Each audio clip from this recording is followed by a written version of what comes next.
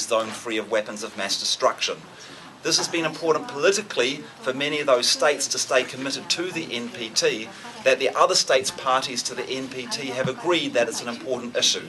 So it was part of the decision in 1995. But that's the only nuclear weapon-free zone that really has been important in the deliberations of the NPT. Now, I think there's a case to be made that the Northeast Asian nuclear weapon-free zone should also play an important role, because it now relates to a state that's withdrawn from the Non-Proliferation Treaty.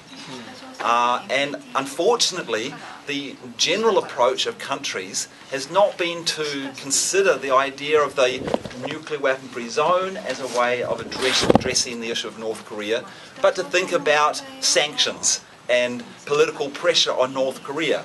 And I believe that that's not going to work. North Korea is not just going to respond to sanctions or political pressure, because they have security concerns that are not being met. Security concerns which could be met by a Northeast Asian nuclear weapon-free zone. So I think there is an opportunity for it to become more important in the NPT review conference, but it would need key states like South Korea and Japan in particular to do so. At the moment, I haven't seen them pushing this very strong. They have also been following the idea of sanctions and political pressure and haven't been pushing the nuclear weapon-free zone idea very strong, but perhaps that's where we as civil society can encourage them to do that.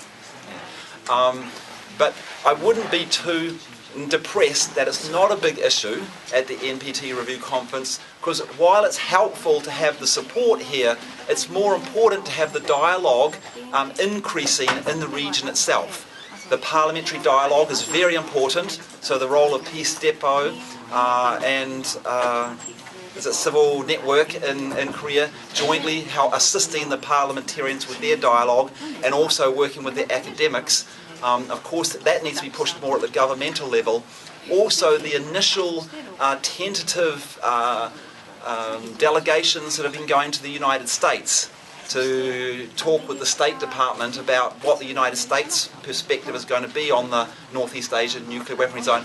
I think that is more important to focus on, because these are the key players, than trying to spend too much attention on the big multilateral body of the NPT review conference. And I apologise, I'm going to have to leave because I'm setting up for Ban Ki-moon, who's speaking at lunchtime on the power of parliamentarians.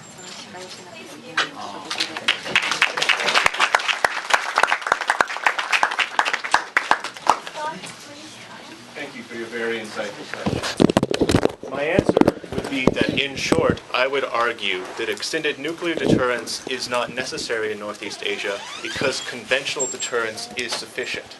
In fact, not only is conventional deterrence sufficient, given the U.S. presence in the Pacific, but it is preferable. If the U.S. were to respond to North Korean provocations with a nuclear weapon, think of the damage that could have to South Korea, given the proximity of the two countries.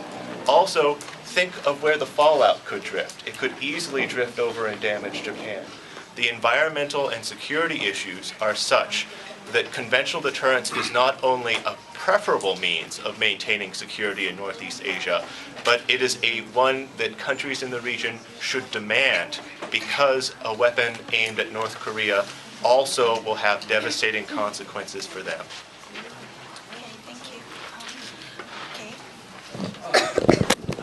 Hello, my name is John Kim. I'm from Fellowship of Reconciliation.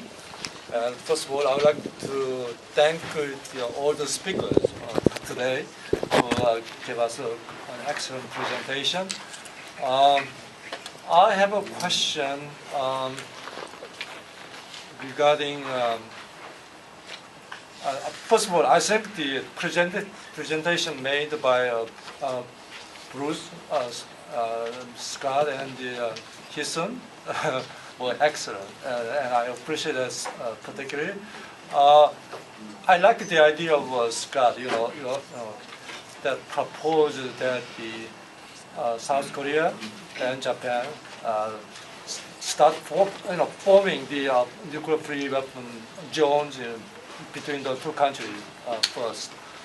But I have a better idea that I would like to ask the mayor or the Mr. Hiroka whether Japan should take the initiative to become a nuclear weapon-free zone as a single state, as Mongolia and Austria have done in the past.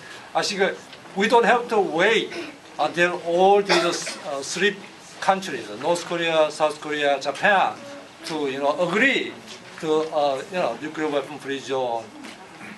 We can start from single state and two state and three state by step by way. So, would you please ask your government to take a step to become a nuclear weapon-free zone as a single state?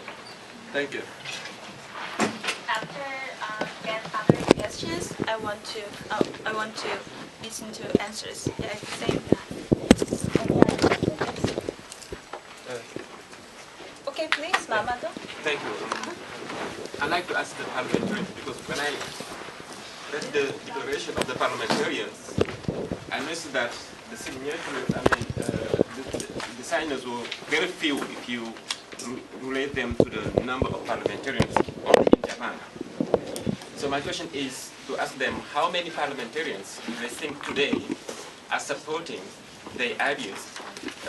Insofar as, when the new government came in place, Japanese people were very, had great hope that things will change when it comes to security policy as regards the Okinawa issue and of course the nuclear umbrella.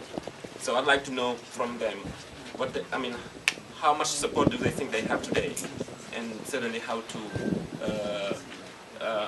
to reinforce that support, so in order to issue all the matters that we talk today. Thank you. Only one question? For the moment. Who do you want to listen to the answer?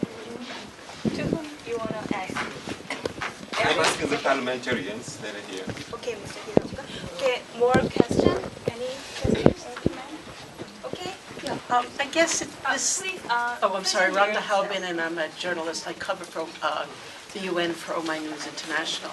And I'm confused because to me the problem with regard to North Korea seems to be the U.S. hostility, which Japan really supports.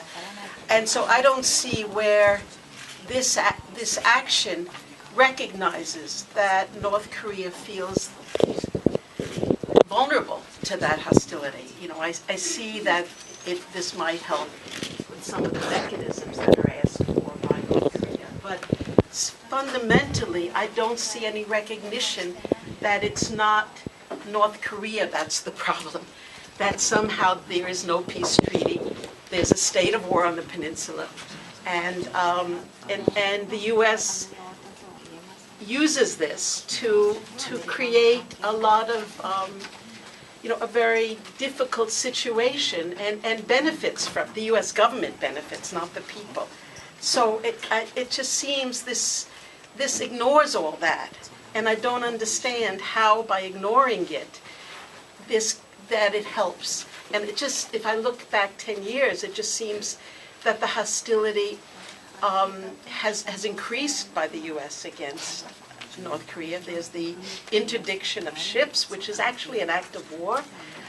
So it just seems I don't understand that the issue of North Korea is somehow left as the problem in this discussion, rather than seeing that the nuclear umbrella is an important piece of the problem. The U.S., Japanese, and the U.S. South Korean alliance agreements are a big piece of the problem. It just seems to ignore all that. And the other question, I have a particular question, and that's so this means that Japan and South Korea will give up the nuclear umbrella with regard to the U.S., and the U.S. will give that up? Is that underlying what you're saying, the specific of if South Korea and Japan take this on? So I just would like to